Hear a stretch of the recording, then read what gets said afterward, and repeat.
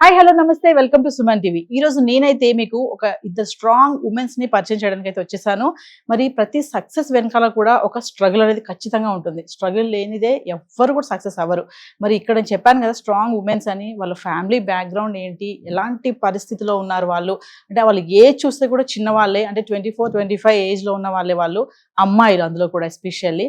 మరి ఎలా సస్టైన్ అయ్యారు వాళ్ళ మమ్మీ డాడీ కూడా. మరి పేరెంట్స్ అంటే ఒక కీ రోల్ ప్లే చేస్తుంది ఫ్యామిలీలో. పిల్లల విషయంలో పేరెంట్స్ అనేవాళ్ళు ప్రతి విషయంలో కూడా వాళ్ళు ముందుండి నడిపిస్తారు కదా.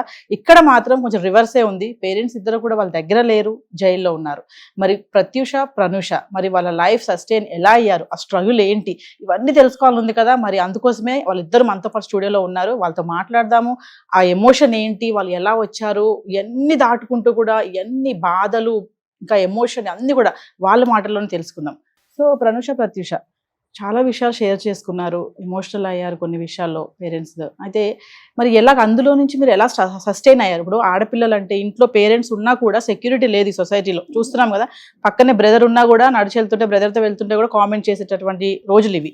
అలాంటిది ఆడపిల్లలు మీరు ఇద్దరు ఇంట్లో ఎలా సస్టైన్ చేస్తున్నారు, ఎలా ఉండగలుగుతున్నారు, మీరు ఫేస్ చేసినటువంటి ప్రాబ్లమ్స్ అంటే చాలా ఫేస్ చేస్తున్నామండి. ఆబ్వియస్లీ ఉంటుంది. మీరు అన్నట్లు బయట వెళ్తుంటే అంటుంటారు, మనం పట్టించుకోవద్దు, మనం ఏంటో మనకు తెలిసినప్పుడు పక్కన వాళ్ళ గురించి అస్సలు ఆలోచించకూడదు. మా ఎండ్ ఆఫ్ ద డే మన ఎయిమ్ ఏంటి, మన గోల్ ఏంటి, ఇది మాత్రమే మైండ్ లో పెట్టుకొని మనము మన పని మనం చేసుకుంటే వెళ్ళిపోవాలి.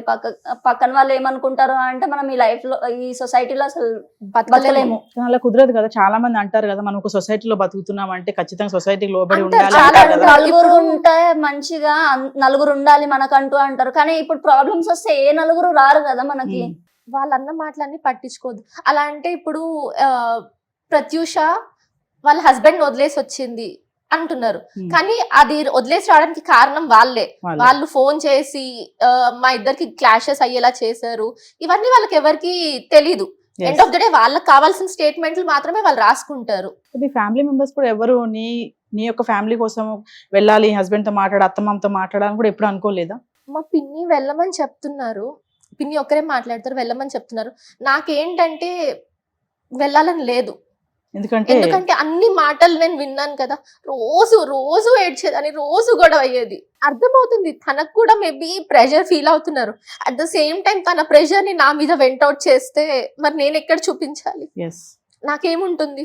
యాక్చువల్గా ఈ టైంలో పేరెంట్స్ దగ్గర ఉండాలి, పేరెంట్స్ చూసుకోవాలి. నువ్వు అట్లా అమ్మా, నువ్వు ఇట్లా అమ్మా, తమ్ముడికి చెప్పాలి, మీరంతా బయటికి వెళ్ళడాలు సంథింగ్ ఉంటుంది ఒక ఫ్యామిలీ అంటే హ్యాపీనెస్. బట్ అవన్నీ మీరు చూడలేదు, కొంచెం కోల్పోయారు కదా అవన్నీ కూడా. ఒక 6 months మేము బయటికి వెళ్ళి, బయటికి in the sense apart from office and ఇది. అంతకు ముందు చాలా బాగుండేది లైఫ్, చాలా బాగుండేది లైఫ్. అంటే బర్త్డేస్ కి అక్కడ బయటికి వెళ్ళే వాళ్ళము, వీకెండ్స్ లో ఎక్కడన్నా ట్రిప్స్ ప్లాన్ చేసే వాళ్ళము. చాలా మంచిగా ఉండే, చాలా హ్యాపీగా ఉండేది. ఇప్పుడు అదంతా మిస్ అవుతున్నాము. అంటే ఒక చిన్న మిస్టేక్, అంటే షేరింగ్ చేసుకోవడం పోకపోవడం వల్ల ఫ్యామిలీ మొత్తం కొలాప్స్ అయిపోయింది అంటే ఏం చెప్తారు మీరు? చాలా డిస్టర్బ్ అయిపోయింది. ఎందుకంటే ఇప్పుడు నేనున్న సిచ్యుయేషన్ కి, అంటే నేను సాఫ్ట్వేర్ ఎంప్లాయీని, నాకు శాలరీ కూడా బాగానే వస్తుంది, కానీ వేర్ ఇస్ మై శాలరీ అంటే మొత్తం పేరెంట్స్ కి పోతుంది. వాళ్ళు చేసిన మిస్టేక్ కి, వాళ్ళు చెప్పిన అబద్ధానికి. 4.8 crores అంటే చాలా హ్యూజ్ అమౌంట్ కదా. అది ఎట్లా మరి దాన్ని ఎలా చేసి మీరు మమ్మీ డాడీని బయటకు తీసుకొస్తారు?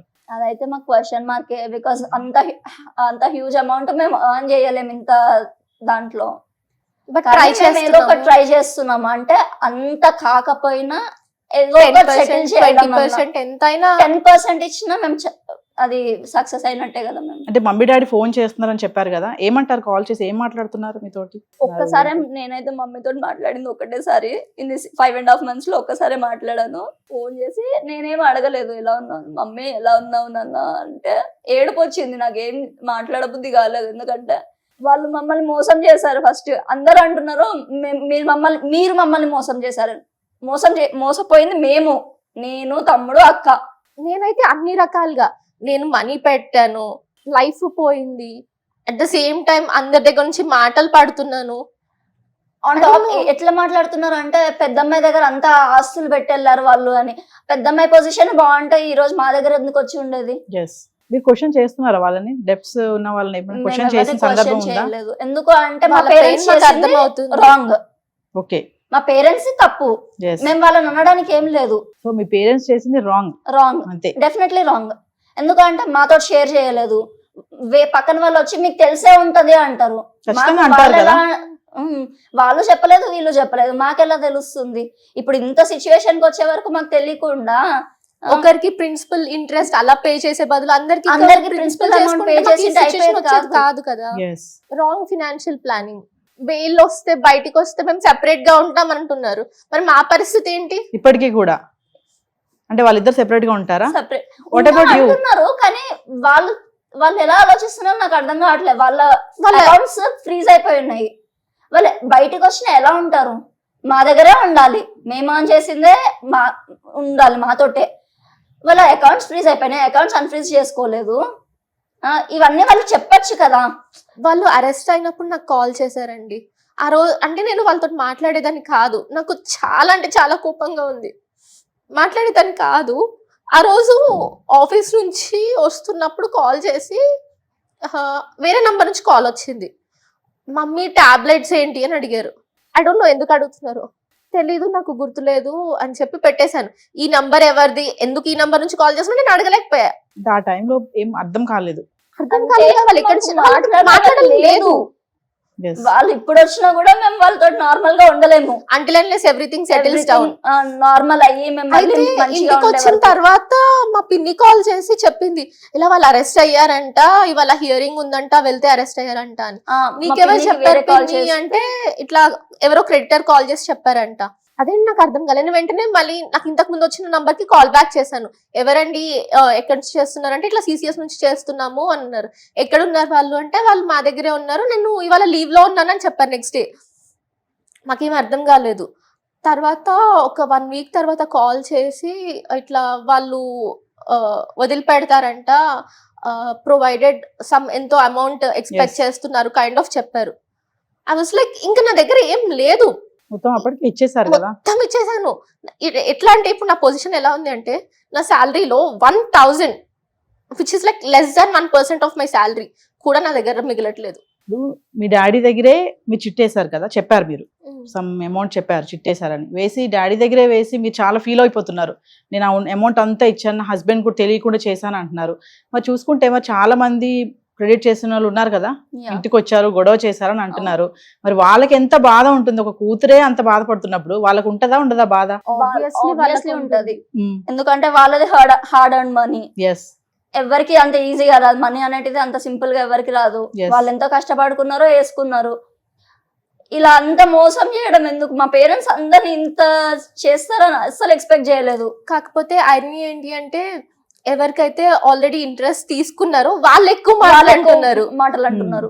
కొంతమంది ఒక అతను కాల్ చేసి చెల్లికి ఇలా అయిందని మాకు తెలీదు సిస్టర్, మీకు ఏమైనా హెల్ప్ కావాలి నుంచి చూసారు.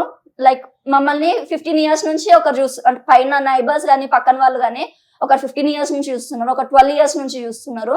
వాళ్ళే ఇంకా ఎక్కువ పోక్ చేస్తున్నారు, మీరు ఇట్లా చేశారు అట్లా చేశారు అని. నాకు ఎవరో కూడా తెలీదు. నాకు గూగుల్ పేలో ఎవ్రీ మంత్ చిట్ అమౌంట్ పడేది. ఆ అన్నయ్య నాకు కాల్ చేశారు. కాల్ చేసి, నేను మీ బ్రదర్ లాగా అనుకోండి, నాకు ఇంత అయిందని తెలీదు మీకు, మీరే ఇంత సఫర్ అవుతున్నారు, నాది కూడా అమౌంట్ ఉంది ఇంత, కానీ నేను మీకు ఏం చెప్పాలను, మీరే ఇంత ఈ సిచ్యువేషన్ లో ఉన్నారు అంటే నాకు ఎంత మంచిగా అనిపించింది అంటే, నాకు ఎవరో కూడా తెలియదు. వాళ్ళు నా నెంబర్ తీసుకొని ఫస్ట్ కొంతమంది కొంచెం మంచిగా ఫస్ట్ లో వాళ్ళు కూడా మీ పేరెంట్స్ ఎక్కడ ఉన్నారు చెప్పండి, మీ అరెస్ట్ అవుతారు అది ఇదని మాట్లాడారు. బట్ స్టిల్ మా మీద అయితే కొంచెం సింపతి ఉంది. సుమన్ టీవీలో మీ పర్సనల్ అండ్ బిజినెస్ ప్రమోషన్స్ కోసం కింది నెంబర్ కి కాంటాక్ట్ చేయండి.